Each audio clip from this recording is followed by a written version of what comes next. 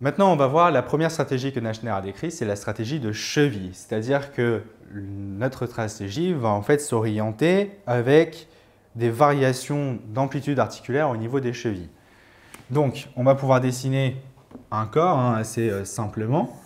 Voilà. La stratégie de cheville, ça veut dire que le sujet en fait va déplacer le point le plus bas et va se déplacer par rapport à cet axe. Si ici, c'est le centre de gravité du coup, et ici, on a le centre de pression. Si le centre de gravité, forcément dû à la respiration, à la circulation sanguine ou à des dysfonctionnements posturaux, si le centre de gravité avance, du coup, le corps va se retrouver en fait plutôt penché vers l'avant. Et bien, pour éviter que le corps ne tombe vers l'avant, puisque là, on voit bien que le centre de gravité, du coup, a quitté son centimètre carré, et bien, le centre de pression va devoir s'avancer également.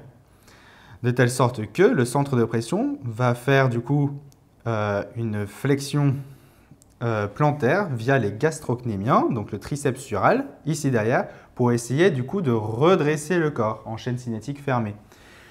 Donc, du coup, le centre de pression, on va le faire revenir ici, en dessous du centre de gravité. Sauf que le centre de pression va devoir aller un petit peu plus loin, puisqu'il y avait un déséquilibre finalement antérieur. Si par là, c'est l'avant.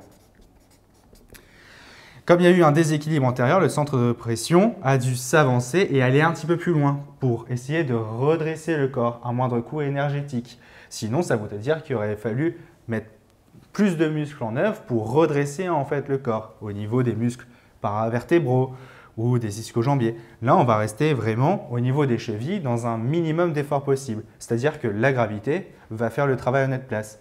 Il y a un déséquilibre antérieur. Le centre de pression, hop, c'est avancé en fait un petit peu plus loin. On a appuyé sur l'avant des pieds pour que le centre de gravité soit en arrière de ce centre de pression. Ainsi, le déséquilibre antérieur va se transformer en déséquilibre postérieur. Et donc, du coup, le centre de pression, il va falloir qu'il rebouge à nouveau. Et il va se rebouger en allant un peu plus en postérieur pour essayer de redresser. Et ainsi de suite. Un peu comme on peut le voir avec un manche à balai. Hop, donc admettons qu'ici, on a notre centre de gravité qui se situe ici au niveau du ventre, et que ma main qui va être posée ici va faire office de centre de pression. Donc le centre de gravité, forcément, il va être attiré vers le sol, il va vouloir tomber, et moi, en fait, je vais devoir le rattraper. Mais mon seul moyen, c'est d'actionner du coup les variations de pression au sol. Donc pour faire varier le centre de pression, eh ben, je vais devoir en fait aller à chaque fois chercher un petit peu plus loin que le mouvement de la chute. C'est-à-dire que le balai, voilà, il va vers la droite, je vais devoir aller plus loin vers la gauche. Hop. De sorte que les mouvements du centre de pression doivent être normalement plus grands que les mouvements du centre de gravité.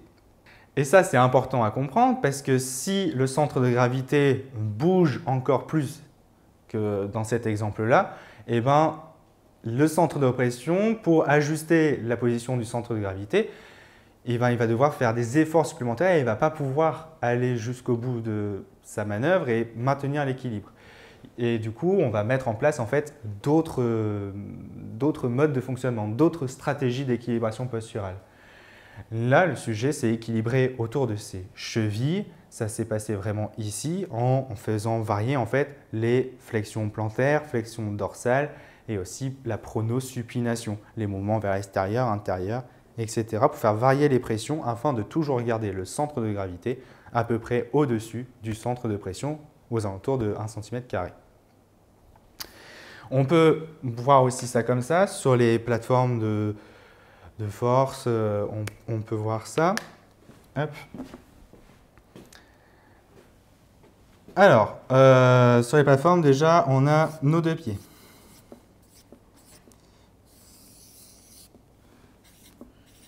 Hop. Très bien. Donc, on a dit qu'en fait, on avait le centre de gravité qui était projeté à peu près ici. Le centre de gravité, il est projeté là au sol. Ça veut dire qu'on trace la verticale qui relie le centre de gravité au centre de la Terre. Le centre de pression, lui, il va vouloir évoluer autour. Le centre de gravité, il va forcément se déplacer. Enfin, la projection au sol va se déplacer au cours du temps dû à la respiration, digestion, etc.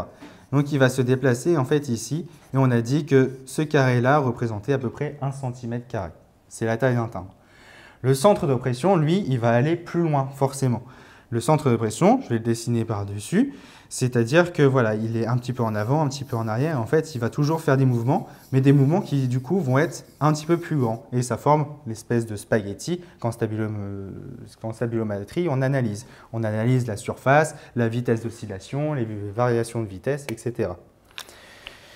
Du coup, ce que ça indique, c'est véritablement que le centre de pression s'est déplacé plus loin que le centre de gravité.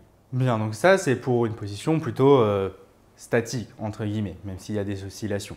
Maintenant, dans la vie de tous les jours, quand je dois faire un mouvement, par exemple lever mon bras devant moi, eh ben, je dois mettre tout un tas de choses en place pour cette stratégie d'équilibration posturale au niveau des chevilles, du coup. Donc, si je lève le bras en avant même que je fasse le mouvement, j'ai préparé l'action. C'est l'ajustement préparatoire à l'action dont on a parlé tout à l'heure.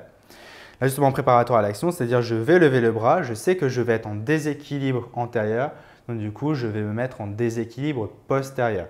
Ça veut dire que je vais contracter mes gastrocnémiens pour faire une flexion plantaire en chaîne cinétique fermée. Du coup, ça bascule la jambe en arrière. Si je bascule mes jambes du coup en arrière et qu'après je tends le bras, mon centre de gravité va se déplacer en avant. Du coup, je vais créer un déséquilibre antérieur. Du coup, les deux déséquilibres postérieur-antérieur s'annulent, mais au fur et à mesure que je lève mon bras, eh ben, l'action se poursuit et du coup, j'augmente encore davantage mon déséquilibre antérieur. Pour pallier à ça, du coup, j'ai mon contrôle de feedback au niveau musculaire, j'ai aussi mes capteurs au niveau plantaire, mes capteurs de pression. J'ai mes capteurs proprioceptifs, ligamentaires, etc. Tous les capteurs qu'on a vus tout à l'heure qui vont donner des informations à mon système postural pour réajuster en permanence le tonus musculaire de mes muscles toniques. Donc, du coup, plus je lève le bras, plus je suis en déséquilibre antérieur et plus il va falloir compenser avec mes muscles toniques postérieurs. Et quand mon bras enfin est levé et que j'arrête mon mouvement, et ben là, mon déséquilibre postérieur est trop important. Donc, du coup, je vais réajuster avec un petit déséquilibre antérieur et je vais pouvoir réosciller comme on a vu précédemment. Donc, à chaque mouvement que l'on fait, il y a de l'ajustement préparatoire à l'action. Il y a un ajustement, un contrôle de feedback jusqu'à la fin de mon mouvement et enfin encore une période dite statique où on retombe sur ce schéma-là de tout à l'heure. Mais j'ai surtout une certaine expérience en moi qui me permet de dire que quand je vais lever mon bras vers l'avant, je vais avoir autant de déséquilibre vers l'avant. Donc mon action préparatoire à l'action va être de plus en plus efficace au fur et à mesure que je vais répéter en fait le mouvement de lever mon bras vers l'avant. C'est-à-dire que je vais préparer mon action en fonction de ce que je sais de ce qui va se passer. C'est-à-dire à force de répéter, eh ben, je me forge une certaine expérience qui va favoriser du coup mon maintien de l'équilibre et qui va du coup devenir l'expertiser. C'est le principe d'ailleurs que font les sportifs en s'entraînant, en refaisant et refaisant et refaisant les mouvements afin de gagner en perfectionnalité de l'action et en gagner en qualité de mouvement et en qualité du coup de stabilité. Notamment pour les tireurs par exemple, qui doivent avoir une stabilité, une très bonne stabilité pour pouvoir tirer. Il va trouver une posture, à force d'avoir cette posture, ils vont vraiment être experts dans cette posture de maintien de l'équilibre avec un surcontrôle pour qu'ils puissent tirer et viser juste.